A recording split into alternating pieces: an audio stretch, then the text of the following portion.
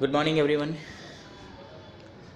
Chapter number 13 चल रहा था हमारा, जिसके अंदर लास्ट टाइम हमने दो पॉइंट डिस्कस कर लिए थे। एक magnetic field of permanent magnet, bar magnet के बारे में बात करी थी। फिर हमने magnetic field due to straight current wire में देखा था। Now today we have to discuss about the magnetic field due to current through a circular loop. आप समझो कि हमने जो देखा था लास्ट टाइम वो स्ट्रेट वायर था। स्ट्रेट वायर में किस तरह से मैग्नेटिक फील्ड प्रोड्यूस होता है, कौन सी डायरेक्शन में होता है। फिर हमने देखा था राइट हैंड थंब रूल, ये सब हमने देख लिया। अब यहाँ पर हमें डिस्कस करना है सर्कुलर लूप। मतलब वो जो स्ट्रेट वायर था, अगर हम उसको बेंड करके कॉइल बना देते हैं, इस तरह की कॉइल बन गई है, तो क्या होगा। So we have so far observe the pattern of the magnetic produced around a current carrying straight wire. अब समझो कि this straight wire is bend in the form of a circular loop and current is passed through it. Circular loop में उसको bend कर दिया, अब उसमें से करंट पास हो रहा है, तो क्या होगा। How would the magnetic field looks like.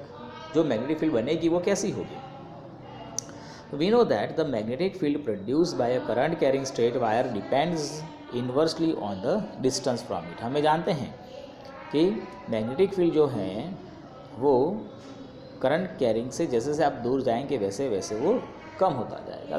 मतलब इन्वर्सली प्रोपोर्शनल में है, तो डिस्टेंस बढ़ेगा तो मैग्नेटिक फील्ड जो है वो डिक्रीज होगा, कम होगा।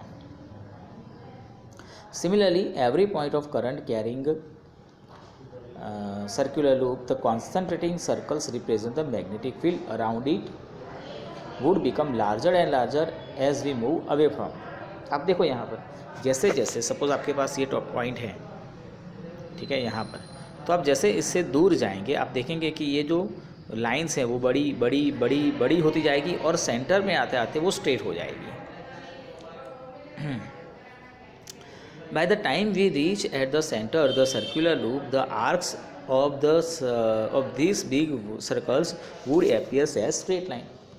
तो ये बड़े बड़े होते होते होते सर्कल के मतलब लूप के सेंटर में आते आते आपको ये जो लाइंस हैं वो स्ट्रेट दिखने लगेगी। Every point on the wire carrying current would give rise to magnetic field appearing as straight lines as the centre of the loop. अब आप समझो कि जो आपका वायर है, उस वायर के अंदर से जब करंट पास हो रहा है तो हर पॉइंट पे अपना अपना मैग्नेटिक फील्ड होगा। अब आपने इस करंट कैरिंग कंडक्टर को बेंड कर दिया है, ठीक है, तो क्या हुआ कि वो जो सारा जो मैग्नेटिक फील्ड है वो सेंटर में कॉन्सेंट्रेट हो चुका है, उसके आसपास में कॉन्सेंट्रेट हो चुका है। सो हियर अगर हम यहाँ पर जो रूल है राइट हैंड थंब रूल वो अगर अप्लाई करते हैं तो हमें यहाँ से उसकी जो मैग्नेटिक फील्ड की डायरेक्शन है वो मिल जाएगी।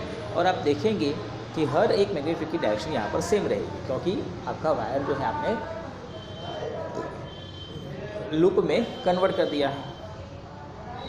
आप कैसे जान सकेंगे इसकी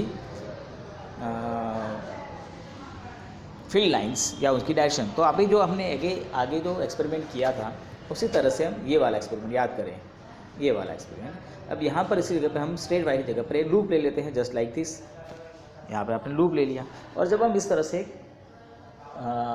आयरन फिलिंग जो है उसके ऊपर स्प्रिंकल करेंगे तो आपको कुछ इस तरह की पैटर्न देखने को मिलेगी। इस तरह की पैटर्न यहाँ पर आपको देखने को मिलेगी in this. So guys we know that the magnetic field produced by a current carrying conductor और wire at a given point depends directly on the current passing through it. किस तरह का मैग्नेटिक फील्ड होगा, तो वो directly proportional to the current. मतलब current जितना ज़्यादा आप पास करोगे उतना ही ज़्यादा मैग्नेटिक फील्ड प्रोड्यूस होगा। Therefore, if there is a circular coil having n turns, the field produced is n times as large as that produced by a single turn. तो समझो कि आपने एक टर्न लिया है और एक की जगह पर फिर आपने 10 टर्न्स ले लिए हैं, फिर आपने 100 टर्न्स ले लिए हैं, तो जो 1 टर्न के अंदर जितना मैग्नेटिक फील्ड प्रोड्यूस हुआ होगा उसके कंपेयर में 10 टर्न्स के अंदर 10 टाइम्स हो जाएगा। उसी तरह से अगर आपने 1000 लिया है तो 1000 टाइम हो जाएगा। तो जितने ज़्यादा आप टर्न्स लेंगे उतने ही ज़्यादा स्ट्रॉन्गर मैग्नेटिक फील्ड प्रोड्यूस होगा, क्योंकि हर एक टर्न्स में प्रोड्यूस होने वाला जो मैग्नेटिक फील्ड है, हर एक टर्न्स में से जो मैग्नेटिक फील्ड प्रोड्यूस होगा वो सेम डायरेक्शन में होगा। मतलब कि यहाँ पर एडिशन होगा, एक टर्न से जितना मैग्नेटिक फील्ड प्रोड्यूस हुआ है वो 2 में उससे ज़्यादा हो जाएगा, 3 में उससे भी ज़्यादा हो जाएगा, एडिशन हो रहा है। तो हर एक टर्न में मैग्नेटिक फील्ड जो है वो ऐड होता जाएगा। Now guys, solenoid, magnetic field due to a current in a solenoid. तो इसमें से किस तरह से करंट फ्लो होता है। तो सोलेनॉइड भी कुछ इसी तरह का स्ट्रक्चर है, similar to that of your फिरकी। अभी सीज़न चल रहा है, आप लोगों ने एंजॉय कर रहे होंगे, लेकिन करना नहीं है, पढ़ने में ध्यान देना। A coil of many circular turns of insulated copper wires wrap closely in the shape of cylinder is called solenoid. आपके पास एक सिलेंडर है सपोज, उस सिलेंडर के ऊपर हमने closely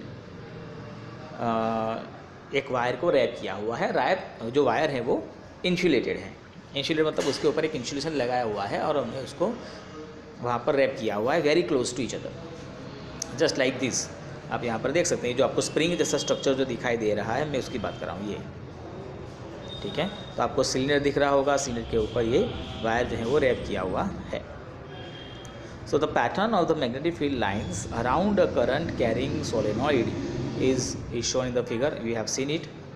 Now compare the magnetic field of the bar magnet. तो याद करो, देखो ये आपका बार मैग्नेट भी कुछ इसी तरह का डिज़ाइन दिख रहा था, आप यहाँ पर देख भी सकते हैं। ये जो आपको पोर्शन दिख रहा है, ये जो आप दिख रहे हैं, और याद करो आपके बार मैग्नेट में ऐसा ही था, ये बार मैग्नेट था, फिर उसके आसपास आपको मैग्नेटिक फील्ड लाइंस देखने को मिल रही थी, ठीक है। और उस तरह से यहाँ पर भी आपको देखने को मिल रहा है। तो जस्ट लाइक बार मैग्नेट जैसा ही इसका आपको फिगर दिखाई देगा, it's look similar. In fact, one end of the solenoid behaves as a magnetic north pole and the second one is south pole. तो यहाँ पर आपको नॉर्थ एंड साउथ पोल भी देखने को मिलेगी। And the field lines inside the solenoid are in the form of parallel straight line. जो field line है अंदर की, मतलब अंदर अगर आप देखेंगे सोलेनॉइड के अंदर का जो होगा वो स्ट्रेट होगा, और जो बाहर का जो होगा वो नॉर्थ टू साउथ जो हमने बार मैग्नेट में देखा था सेम वैसा ही यहाँ पर भी आपको देखने को मिलेगा। And this indicates that the magnetic field is the same at the all point inside the solenoid. तो सोलेनॉइड का अंदर का जो मैग्नेटिक फील्ड होगा वो सेम होगा, क्योंकि वो पैरेलल जा रहा है। सो a strong magnetic field produced inside a solenoid can be used to magnetize a piece of magnetic material like soft iron when placed inside the coil. तो अगर आप इस कॉइल में जो बीच में जो सिलेंडर है, तो बीच का जो पोर्शन खाली है, अगर वहाँ पर आप सॉफ्ट आयरन फिल कर देते हैं, मतलब आयरन को अगर वहाँ पर हम भर देंगे तो मैग्नेटिक इफेक्ट जो है वो बढ़ जाती है, और ऐसे डिवाइस को कहा जाता है इलेक्ट्रोमैग्नेट। तो मैग्नेट को कहा जाता है इलेक्ट्रोमैग्नेट। ये मैग्नेट तब तक काम करेगा दोस्तों जब तक आप उसमें से इलेक्ट्रिक करंट को पास करते हैं। जैसे अपने करंट को फ्लो करना बंद कर दिया, आपका मैग्नेटिज्म खत्म हो जाएगा।